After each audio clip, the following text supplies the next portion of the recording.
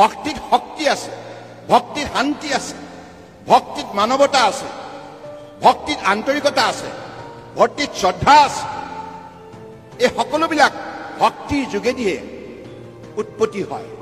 গতিকে সেইকাৰণে আমি আমাৰ সমাজখনত যদি শান্তি প্ৰতিষ্ঠা কৰিব বিচাৰোঁ, এজনে আন এজনৰ যদি শ্ৰদ্ধা ভক্তিৰে অন্তৰ্জয় কৰিব বিচাৰোঁ, তেতিয়াহ'লে ভক্তিৰ ৰস পান কৰিব লাগিব। গুৰুজনাৰ আদৰ্শৰে আমাৰ জীৱন আমি গঢ় দিব লাগিব। সৰ্বানন্দ সোণোৱাল। সৰ্বানন্দ সোণোৱাল এজন ৰাজনীতিবিদ, বৰ্তমান তেওঁ এজন কেন্দ্ৰীয় মন্ত্ৰী। তেখেতৰ জন্ম হয় 1962 চনত অসমৰ ডিব্ৰুগড় জিলাৰ দিনজানত।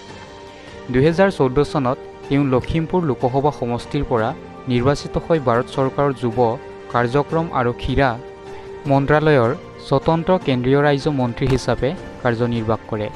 ইয়াৰ পূৰ্বে তেওঁ ভাৰতীয় জনতা পাৰ্টীৰ অসম প্ৰদেশৰ সভাপতিৰ দায়িত্ব পালন কৰাৰ উপৰিও 2004 চনত ডিব্ৰুগড় লোকসভা সমষ্টিৰ পৰাও সাংসদ হিচাপে নিৰ্বাচিত হৈছিল।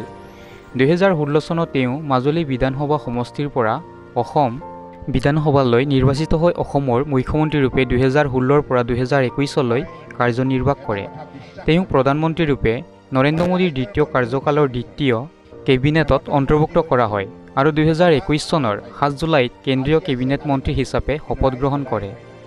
মহাবিদ্যালয়ত পঢ়ি থকাৰ দিনৰ পৰাই সৰ্বানন্দ সোণোৱালে সৌদ অসম ছাত্ৰ সন্থাৰ লগত জড়িত আছিল আৰু 1992 চনৰ পৰা 1999 চনলৈ সন্থাটোৰ সভাপতিৰ দায়িত্ব বহন কৰে।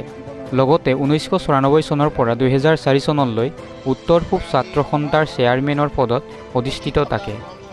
লোকসভা নিৰ্বাচনত লখিমপুৰৰ সমষ্টিত কংগ্ৰেছৰ ৰাণী নৰসৰ বিৰুদ্ধে নিৰ্বাচনত অৱতীৰ্ণ হৈ যদিও পৰাজয়ৰ সন্মুখীন হয়। ইয়াৰ পিছত তেওঁ 2001 চনত বিধানসভা নিৰ্বাচনত মৰাণ সমষ্টিত কংগ্ৰেছৰ পৱন সিং ঘাটোৱাৰক পৰাজিত কৰে। তেওঁ 2004 চনৰ পৰা 2009 চনলৈ ডিব্ৰুগড় সমষ্টিৰ সাংসদ হিচাপে কাৰ্যনিৰ্বাহ কৰে। 2011 চনৰ 8 ফেব্ৰুৱাৰীত তেওঁ ভাৰতীয় জনতা পাৰ্টীত যোগদান কৰে আৰু 2012 চনত ৰাজ্যিক ভাৰতীয় জনতা পাৰ্টীৰ সভাপতিৰ পদত অধিষ্ঠিত হয়। 2014 চনৰ লোকসভা নিৰ্বাচনত লখিমপুৰ সমষ্টিৰ পৰা নিৰ্বাচন খেলি ভাৰতীয় জনতা পাৰ্টীৰ সাংসদ হিচাপে নিৰ্বাচিত হয়। একে বছৰতে তেখেতে কেন্দ্ৰীয় ক্ৰীড়া আৰু যুৱ মন্ত্ৰীৰ দায়িত্ব কান্ধপাতি লয়। 2016 চনৰ বিধানসভা নিৰ্বাচনত মাজুলী বিধানসভা সমষ্টিৰ পৰা নিৰ্বাচনত অৱতীৰ্ণ হয় প্ৰতিদ্বন্দ্বী ৰাজীৱ লোচন পেগুক 17,923টা ভোটৰ ব্যৱধানত পৰাস্ত কৰে। এই বিজয়ৰ দ্বাৰা তেওঁ অসমৰ মুখ্যমন্ত্ৰীৰ পদভাৰ গ্ৰহণ কৰে। 2021 চনত তেওঁ পুনৰ মাজুলীৰ পৰা অসম বিধানসভালৈ নিৰ্বাচিত হয়। বৰ্তমান কেন্দ্ৰীয় বন্দৰ, জাহাজ পৰিবহণ আৰু জলপথ মন্ত্ৰী সৰ্বানন্দ সোণোৱাল। মই এটা কথা বিশ্বাস কৰোঁ, মই ৰাইজৰ মন্ত্ৰী হৈ থাকিব বিচাৰোঁ, ক্ষমতাৰ মন্ত্ৰী হৈ নহয়। ক্ষমতা ক্ষণস্থায়ী, আজি আছে কালি নাই, কিন্তু ৰাইজ সদায় থাকিব।